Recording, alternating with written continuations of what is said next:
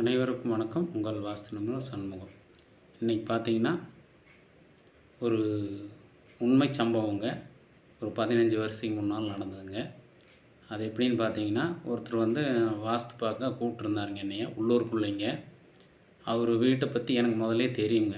அதனால் என்ன சொன்னேன்னு தெரியுங்களா, அவர் கேட்டாருங்க. ஒரு லெட்டின் பாத்ரூம் கட்டணுங்க, கொஞ்சம் பார்த்து சொல்லிட்டு போங்க அப்படின்னு சொன்னாங்க.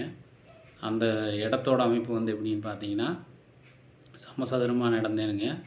வடவர் சைடு ரோடு வருங்க. அந்த வடவர் சைடு ரோட்டில் என்ன பார்த்தீங்கன்னா, அவங்க வீடு வடக்க ஒட்டுன மாதிரி கட்டியிருந்தாங்க. பழைய வீடுங்க.